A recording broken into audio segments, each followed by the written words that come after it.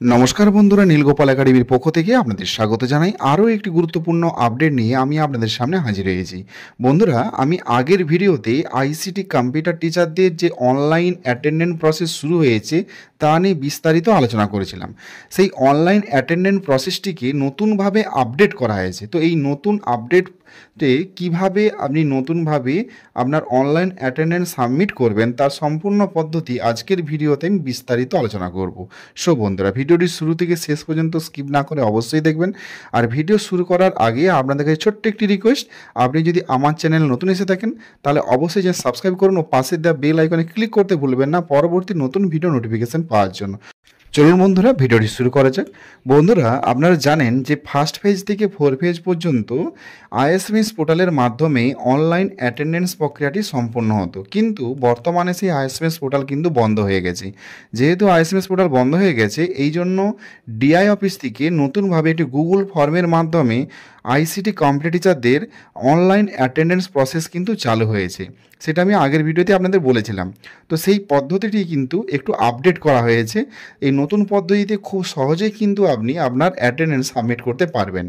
এই জন্য আপনার এখানে কি করা হয়েছে, হোয়াটসঅ্যাপে দুটো লিঙ্ক প্রোভাইড করা হয়েছে। দেখতে পাচ্ছেন এইরকম দুটো গুগল ফর্মের লিঙ্ক প্রোভাইড করা হয়েছে।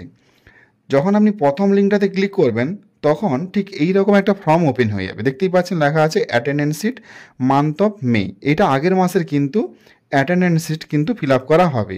একটা মাস শেষ হয়ে যাওয়ার পর পরবর্তী মাসে 1 থেকে 15 দিনের মধ্যে কিন্তু এই অনলাইন অ্যাটেন্ডেন্স সম্পূর্ণ করতে হবে। প্রথমে দেখুন লেখা আছে name of the IT personal. তো এখানে কিন্তু আপনি নামটা লিখতে পারবেন না। এখানে আপনাকে নাম লেখার প্রয়োজনীয়তাও কিন্তু নেই। আপনি কি করবেন, এই যে দেখুন লেখা আছে ডেজিগনেশন কম্পিউটার ইনস্ট্রাক্টর, তার পাশে লেখা আছে এইচআরএমএস আইডি।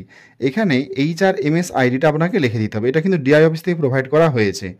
তো এখানে যখনই আপনার এইচআরএমএস আইডি এখানে লিখে দিবেন, লিখে দেওয়ার সাথে সাথে আপনার নামটা অটোমেটিক এখানে কিন্তু শো করবে। শুধু নামটা নয়, এখানে কিন্তু স্কুলের নামটাও কিন্তু শো করবে। যদি স্কুলের নামটা এখানে শো না করে তাহলে নিজের বিদ্যালয়ের নামটা এখানে লিখে দিবেন।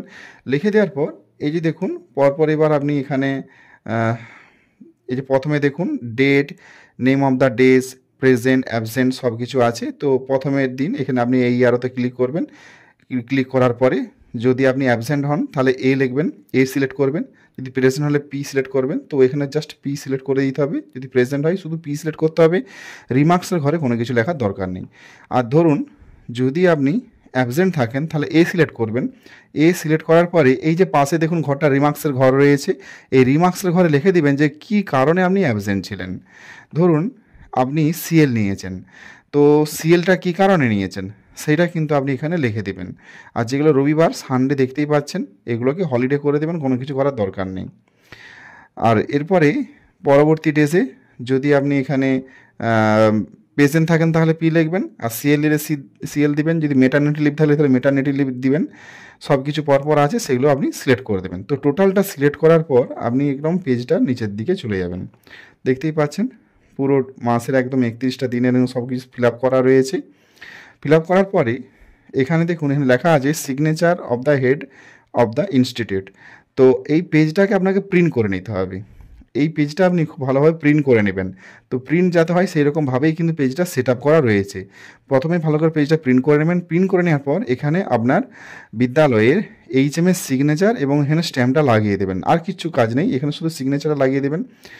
আর সিগনেচার এবং স্ট্যাম্প লাগানোর পরে পরবর্তী যে গুগলের যে লিঙ্কটা দিয়েছে গুগল ফর্মে সেটাতে ক্লিক করবেন। ক্লিক করলে এই রকম আরেকটা নতুন পেজ আপনি দেখতে পাবেন। তো এখানে দেখুন লেখা আছে district inspector of school AC Paschim Medinipur, submit attendance sheet for computer instructor. দেখতেই পাচ্ছেন লেখা আছে।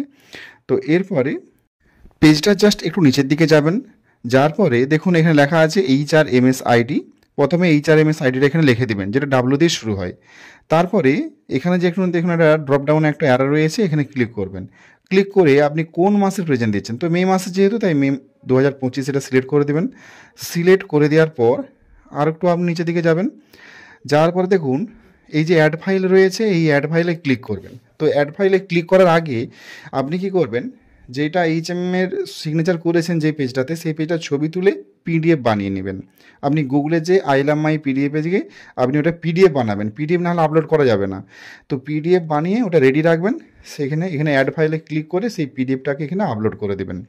আপলোড করে এখানে সাবমিট বলে যে অপশানটা রয়েছে সাবমিট করে দেবেন। সাবমিট করলেই সাকসেসফুলি মেসেজ কিন্তু শো হবে।